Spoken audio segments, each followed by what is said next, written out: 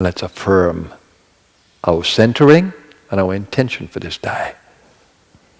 I center my consciousness in the source of my being, the God within me.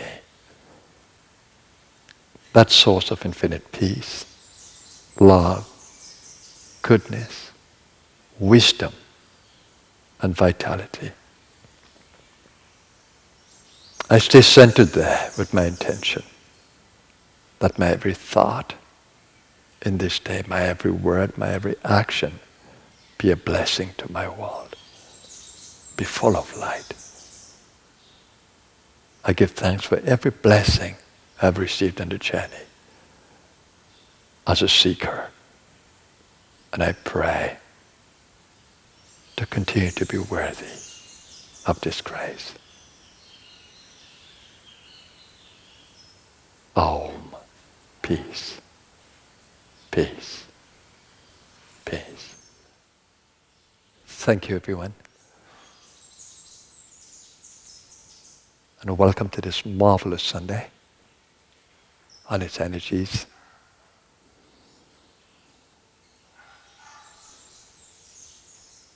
How wonderful it is to be able to experience this consciousness that is within us. That's what the meditation does. It uncovers this beautiful state of consciousness within our own being, that treasure chest.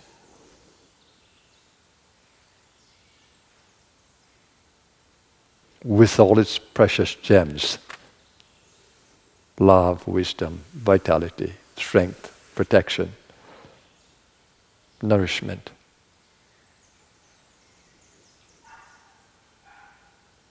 All limitless.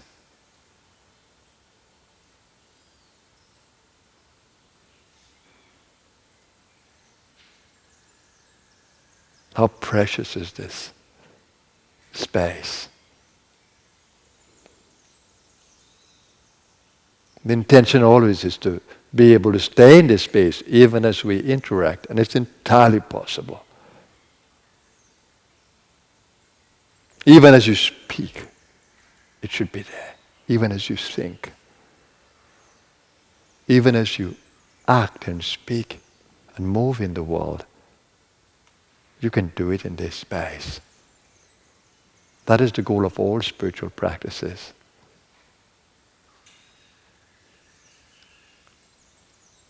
Not just to escape from the world and retreat to the inner space in our seeking. No, it's also to carry what we have found in the seeking into the world.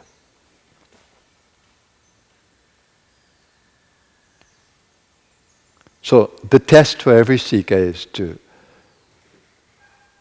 continuously monitor and think or ask, is that peace still with me? Is that love still with me? Do I feel that security still with me? Do I feel that intuitive connection still with me? Do I feel that nourishment continuously being with me with every breath I take, every thought I generate? Do I feel that nourishment of my higher self? Am I aligned to my higher self? These are the questions we should ask when we are in action. Action is not in conflict with the silence of the inner space. They can go together. The Bhagavad Gita says, he who sees inaction in action and action in inaction is wise.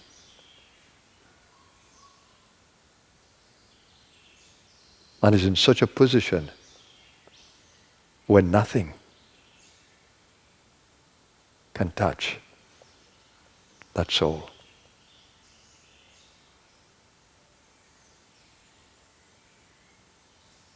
And when in such a position,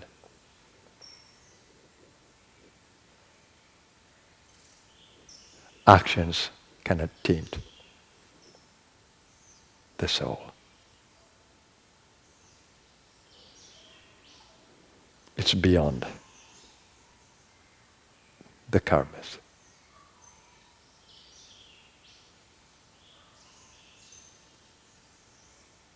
The consequences of action. The soul is free. Of course, it's a work in progress for us. But it's possible. Every time you have a victory, as you experience the things around you not being able to touch you, conflict around you not being able to touch you, fluctuations around you not being able to touch you, you're experiencing victory. Every time you can detach from the things around you and stay detached as you operate, nothing can touch you. Of course, the karmas of the space will happen, karmas of the body will happen, karmas of the environment will continue, karmas of genes will continue, but you are separate from all of this. Nothing touches you. What is extremely important is staying in the freedom of the moment.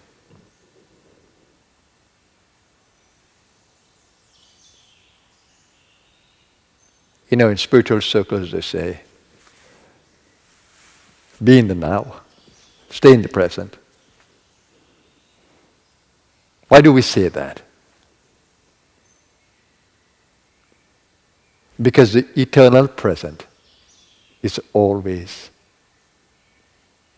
at the center of being. The eternal present. If you think about it,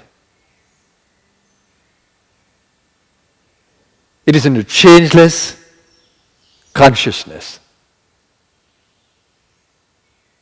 that is always there at the center of being. Even as you create a thought, whilst maintaining that witness that is changeless, even as you generate a thought, there's a part of you that is not affected by the generation of the thought. It's like the clouds in the sky. The clouds move, but they do not affect the sky itself. All the clouds are moving in the sky. Even as a projector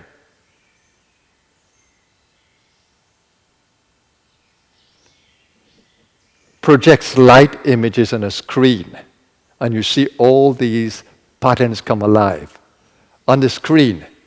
And you forget the screen, but you're only seeing the patterns. But if you keep your attention on the screen only, this is the play of light on the screen. The screen remains untouched.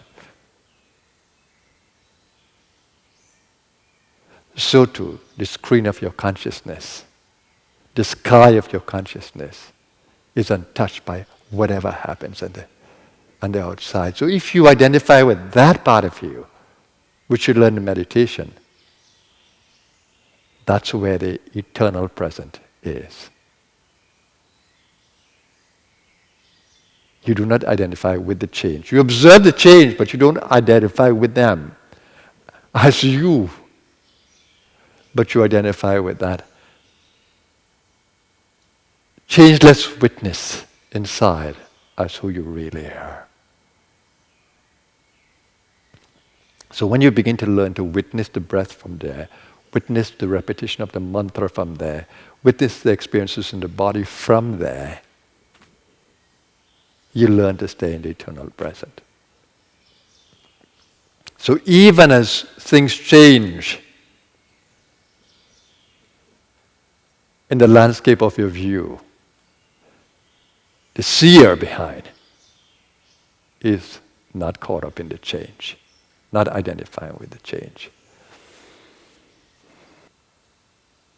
That's why Patanjali says that yoga,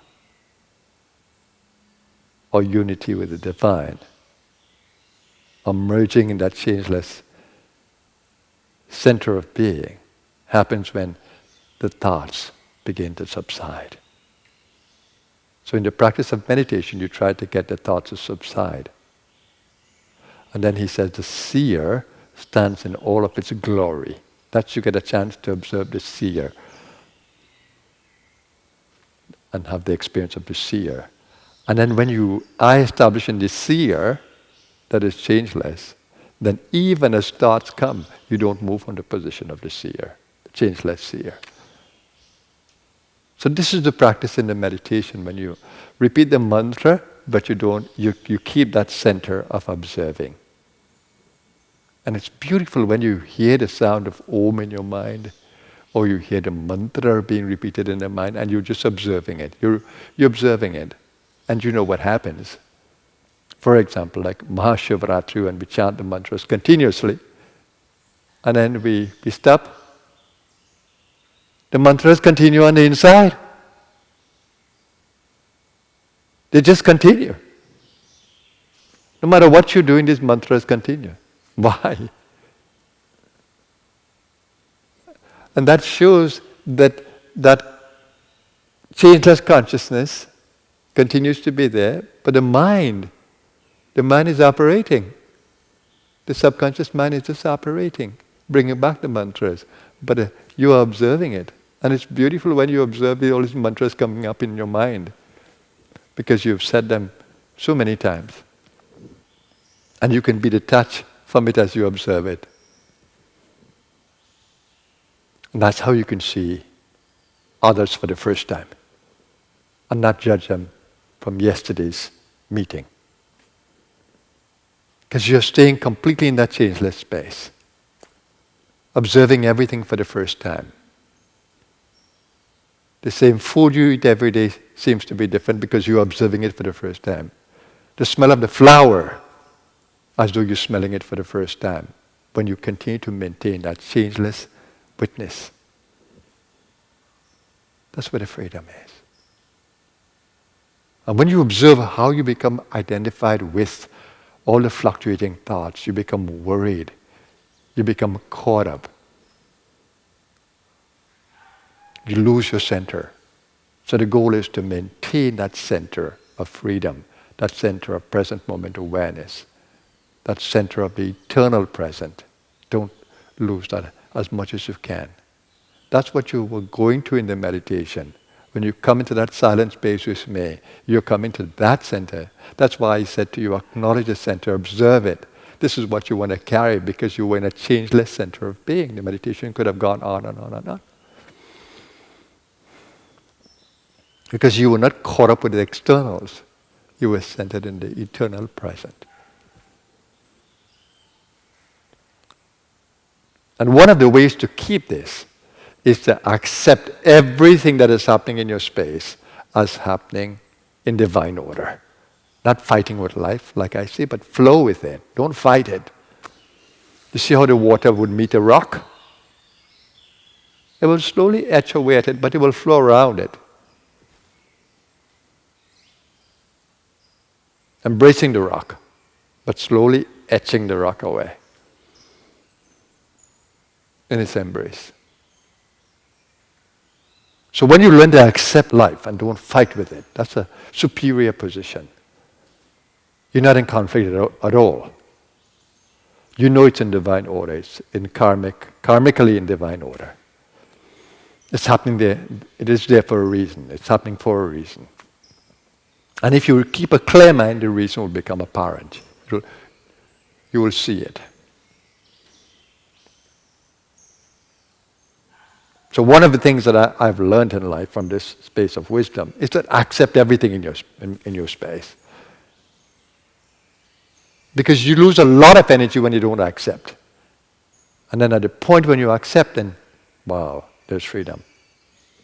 And that's where you can really work with it, when you accept it in your space.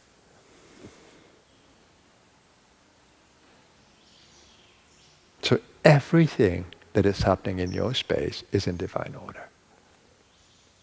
karmically. And then the next step is when we don't accept ourselves. We don't like the content of our minds, we don't like the content of our emotional being, we don't like our vitality, we don't love our bodies. We are totally in conflict with our own self. That's a bad place to be. We have created this. We have created the content in our minds. In ignorance, perhaps. We have created the content of the heart. We have brought the body to what it is. The body represents all that we have thought of, all the choices we have made. When you are coming as a soul into a new body, that new body is resonant with your karmas, or it's in resonance with your karmas. That's how they can synchronize. So you're coming into a body that you deserve based on your patterns. You're coming to a body that will help you to grow to the next step, because it represents all the things that you've created out of yourself. It is built there for the condition of your energy body, your soul body. So in every new body that you come in, accept the condition of it and begin to work in the inner space using the tools that you have to change the body's condition from what you have made it, if it's not desirable, to where you need to take it, to the desirable place. For me, that's tremendous excitement. It doesn't matter what condition I have met my body. More importantly, is have I looked into my toolbox? Have I sharpened my tools to make them more effective? And am I using them rightly to change the condition of my body? Change the condition of my mind, my emotional being, my vitality, my physicality. Change it. Everything is changeable to what I want it to be. And don't blame anyone. My parents gave me these genes. Or society has dictated what I should do. Of course not.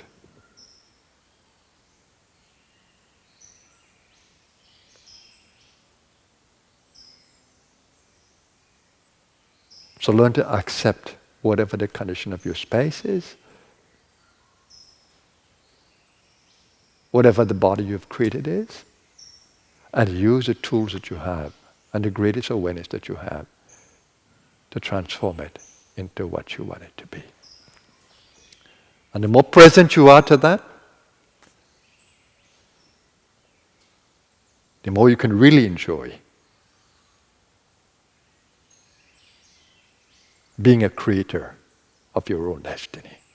You take responsibility. Don't blame the universe. Take responsibility. That's what I love to do.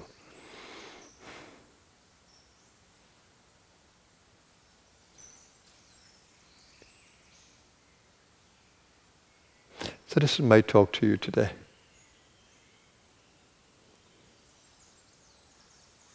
It's always a joy meeting with you on a Wednesday at the Healing Circle or on a Sunday, giving you food for thought, meditating with you, chanting with you, having the satsang with you, so we all can be nourished by it. What is there in the world otherwise? The pleasures of the world are short-lived. They come and they go. And if you don't find the joy within your own being, what happens? You're continuously and hopelessly dependent on worldly pleasures and comfort.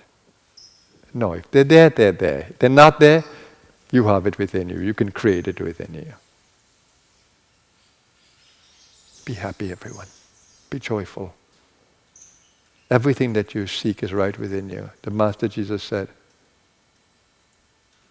Lay your treasures in heaven, not on earth. On earth it becomes corrupted. In the heavenly space, the inner space, it can't. He says, for where your treasures are, there your heart will be too. What are your treasures? The inner ones or the outer ones? Let your treasures be the inner one. And he himself said, seek ye first the kingdom of God. And all these things that you so labor for will come to you.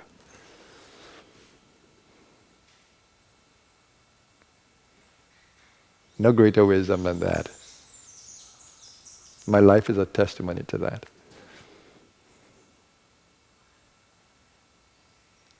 I sought after this wisdom with everything that I had. And all the childish dreams that I have had, in my ignorance, they have all come to me. Without asking. All the little things that I desired in my ignorant mind, the Divine has brought it for me as a gift. What more can you ask for? Just to stay in the lap of the Divine and let the Divine provide everything. It may seem like a lazy way to do things, but it's the best way. To be in the lap of the Divine is not lazy, you have to work for it. But when you're there, it's such joy. All the things come to you effortlessly. So have a blessed day, everyone. My soul bows to you, to your divinity. Namaskar.